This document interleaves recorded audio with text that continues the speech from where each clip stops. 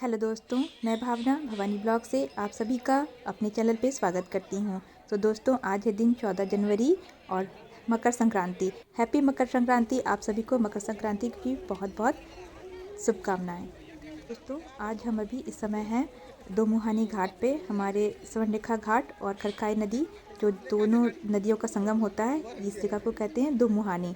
तो हम संध्या के समय यहाँ पे आए थे और बहुत ज़रूरी काम रहता है। नदी में ज़रूर जो भी तिलकुट वगैरह बनाते हैं घर पे, उन सबको चढ़ाना होता है और जो भी दान दक्षिणा लाते हैं वो सब करते जाते हैं। ये हम काफ़ी बचपन से करते आ रहे हैं और हमारे मम्मी पापा भी शुरू से हम लोगों को छोटे छोटे पर से लेकर आए हैं। तो हम आज आए हैं अपने बाबू को लेकर और मैं आपको नदी दिखाती हूँ।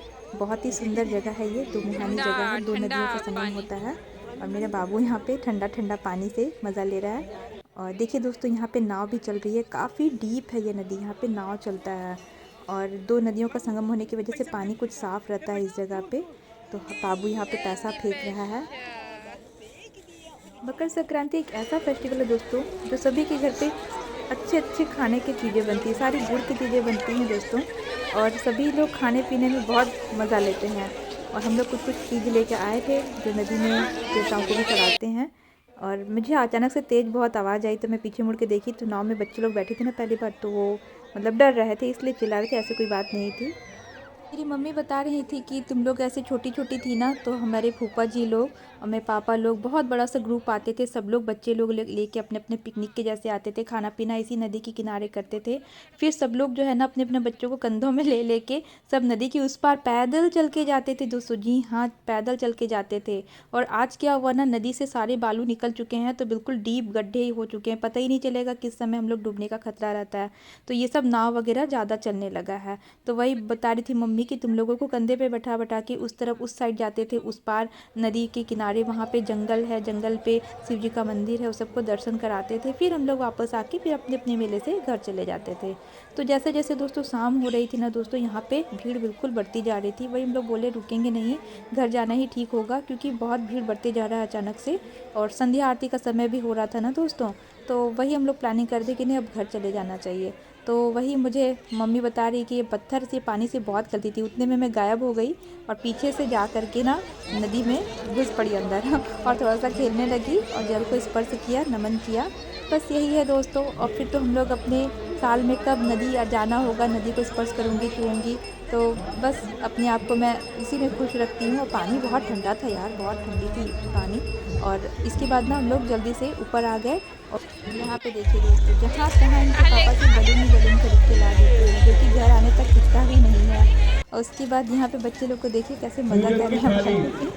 तो देखिए दोस्तों, ऊपर का नज़ारा। और भीड़ नीचे आ रही है, कुछ भीड़ जो है ऊपर जा रही है। तो हम लोग ना बहुत सामान लेके गए थे, जो भी लेना था, दान दक्षिणा, पैसे, चावल, मिठाई और बच्चे के कपड़े वगैरह सब कुछ थे, जो रिवांस का था बचपन का। ऐसे ज़रूरतमंदों लोगों को दे देना चाहिए, क्या करूँ रख के उतना सारा। तो इनके पापा जिस बच्ची को दे रहे थे ना, वो बच्चा कह रहे थे दे दीजिए, मेरी छोटी बहन है, हो जाएगा भैया, दे दीजिए। और कुछ कपड़े हैं तो मैं तो लेके नहीं गई थी, एक सेट नया था वही दे दी। लड़की पाके बहुत खुश हो रही थी। तो इसी के साथ जो है हमारा यही दान पुण्य का काम भी ख़त्म हो जाता है। मेरे पास बिल्कुल ये झोला देख रहे हो ना दोस्तों, बिल्कुल भरा था। इस बच्चे को देखिए, ये भी कपड़ा बांट के बहुत खुश है अपने आप में तो ये झोला बिल्कुल ख़त्म करते हुए आई। और मेरे सांस बिल्कुल फूल रहे थे, इसलिए मैंने कहा बाबू को आप गोदी लेके ऊपर धीरे धीरे चढ़िए, मैं खाली खाली होके आ रही हूँ। ऊपर चढ़ते समय ना बहुत ज़्यादा सांस फूलता। और फिर हम लोग ना मेला के अंदर नहीं, मेला के बाहर बाहर ही घूमेंगे। मुझे बाबू के लिए पैरोट देखना था, क्योंकि वो बहुत पैरोट पैरोट करते रहता है। लेकिन हम लिए नहीं दोस्तों, एक पैरोट का दाम 600-800 बता रहे थे। और उसकी भी देखभाल बहुत अच्छे से करनी पड़ेगी ना दोस्तों, ये काफ़ी छोटे बच्चे हैं। तो मैं नहीं ली बाबू के लिए। रैबिट भी देख रही थी बट नहीं ली, क्योंकि बाबू के सेवा में तो सारा दिन पार हो जाता है। और यहाँ पे देखिए दोस्तों, मेला कितना भीड़ है। उधर देखिए मेरे पीछे से मम्मी पापा आ रहे हैं, थोड़े पीछे हो गए, मैं ही आगे आ गई हूँ। वो देखिए बाबू और पापा भूल गए हैं को पीछे कर दिया है दोनों पापा। बेटा आगे आगे चल रहे, देखिए देखिए मेरे को। हर बार दोस्तों बैलून मेला से घर लेके आते आते आते बाबू फोड़ देता है। यहाँ पे हम लेके आए थे मीठा चटनी वाला गोलगप्पा बाबू का। तो हम लोग अभी जस्ट ना शाम के बज रहे हैं 6:05 हो रहा है घड़ी में, इधर से 6:05। तो हम लोग अचानक से प्लानिंग किए थे मेला जाएंगे। मेला गए, मेला अंदर नहीं जा पाए, सच बता रहे हैं बहुत भीड़ थी यार। और अभी आज शाम को तो वहाँ पे गंगा आरती की जो तैयारी चल रही थी, गंगा आरती में तो और लोग भीड़ हो रहे थे। तो दोस्तों अभी मैं बस आ गई हूँ, हाथ पैर धो के, नदी से आई थी ना तो धुल लेना चाहिए हाथ पैर, ऐसे कहते हैं। और मैंने दिया बाती भी कर लिया और इसके बाद मैं आप सबसे यही कह रही हूँ कि आप सभी को मेरी तरफ से, मैं भावना भवानी ब्लॉग्स की ओर से आप सभी को लोहड़ी, मकर संक्रांति, टूसू पर्व की हार्दिक बधाइयाँ, शुभकामनाएं देती हूँ। आप जो भी अपने फेस्टिवल को मनाते हैं बहुत अच्छे से सेलिब्रेट कीजिए, खुश रहिए हमेशा। सुख दुख तो जीवन का पार्ट से लगा ही रहेगा, बस अपने आप को हमेशा खुश रखने की कोशिश कीजिए और भगवान के सामने हमेशा सर झुका के उनसे बस आशाएं मांगते रहिए, सब माता रानी पूरा करती हैं।